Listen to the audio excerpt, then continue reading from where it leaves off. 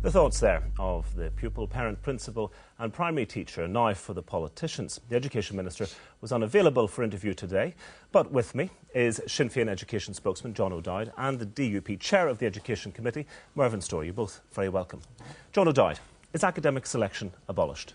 The 11 plus is gone. Academic selection in terms of a requirement for entrance into schools is, under the Sinn agreement, still on legislation. And so what has this all been about? This is the difficulty we have faced. Since we came into power 18 months ago, there had to be a replacement found for transfer from primary school into post-primary school. Collectively, politicians have failed to reach that agreement. Now, I think if we put our minds together the way we did over policing and justice and work in a systematic way to resolve the issue, that we can resolve it and we can put a clear course ahead for parents and pupils and teachers on the way forward. So there's an admission of failure there, but you say it's a collective one. But is it not primarily the responsibility of Sinn Féin, because it's your minister in that portfolio? And this is now a case study in political ineptitude and mismanagement. Well, I don't accept that. We have brought forward clearly thought out proposals. We have presented a policy memorandum to the executive. Now, we can use this programme to do a history lesson on all what happened to that there, or we can look at the opportunity we have, and it's only a small opportunity in the next couple of weeks for the political parties, and particularly ourselves in the DUP, to get round the table, thrash this one out and produce regulation for the way forward. But if we don't do that, what we will be doing is issuing guidelines. And the reason why we're going to issue guidelines is because parents and teachers quite rightly want to know what is going to be happening in the future. Indeed. And those boards, those schools out there, those post-primary schools, will look at the guidelines, they'll take due regard to them, and they will set out the way forward so that people will know what school A, B or C is doing. It's not the ideal way forward. I want regulations, the department wants regulations, and the minister wants regulations. But if that's what she wanted, why did you not make more serious attempts to reach consensus? And why, for instance, did you abolish the official system before a new system had been agreed? For 40 years, various education ministers have been talking about removing the 11 plus. And in the interim, people were saying, well, let's see what we can do instead.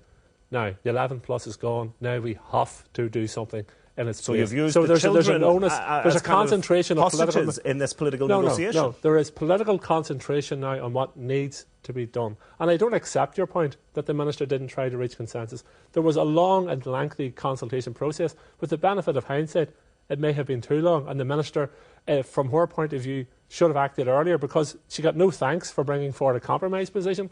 Those people who thought that we needed to compromise this walked away from the minister's position and said, oh, so you're continuing with a 3-year test. So the minister tried to move it forward. We compromised on that issue, and we did not get political agreement. And further compromise possible? But there's a week ahead of us, there's 10 days ahead of us, and I think we can sit round the table with the DUP and try and work this one out. OK, Mervyn Storey, I mean, education, there can't be anything more important.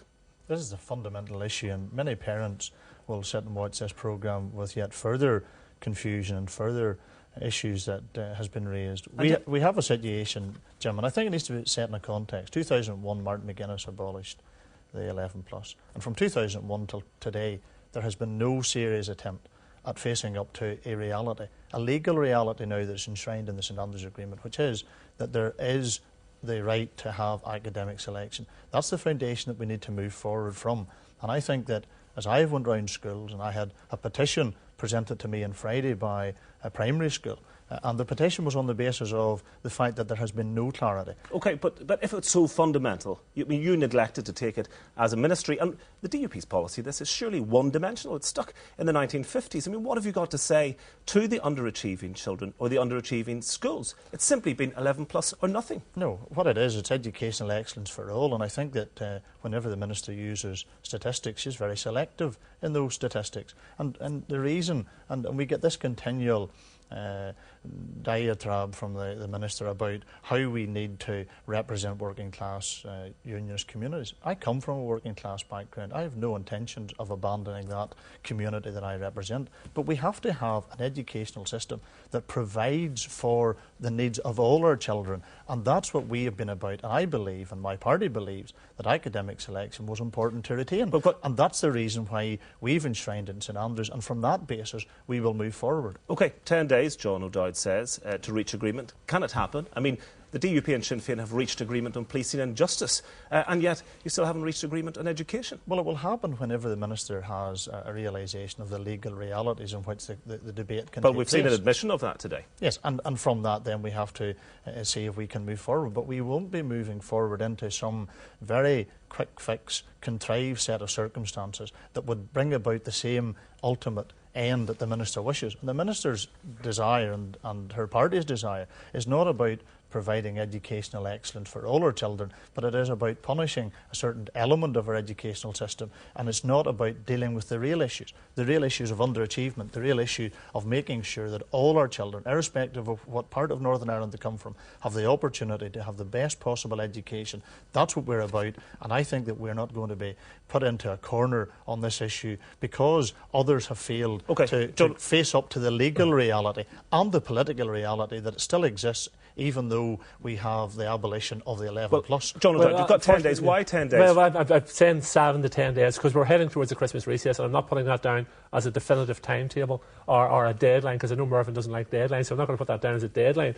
So that's the only reason I'm using that.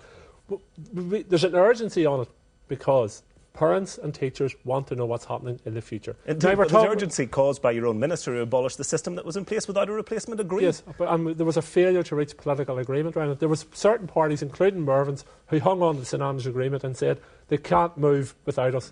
But they didn't realise there would be no movement without us either. So we all have vetoes, we all have triple locks, and what we have to realise now is there's an urgency around this issue. The 11 plus is gone, it's consigned to the dustbin of history.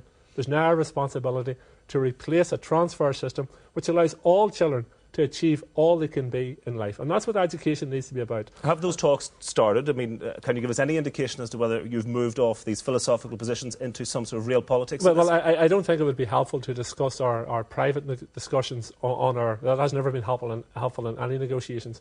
I think the intervention of the four church leaders and their statement has brought a new air to the talks, has brought a new atmosphere to the talks, and I think if that continues, we can reach some form of agreement around this, and we can give clarity for the future. Mervyn, Storey, do you recognise that there will be a collective failure in the eyes of voters if you cannot reach consensus with Sinn Féin on this issue? I think there will be more a collective responsibility or collective criticism of us as politicians if we come to their own conclusions.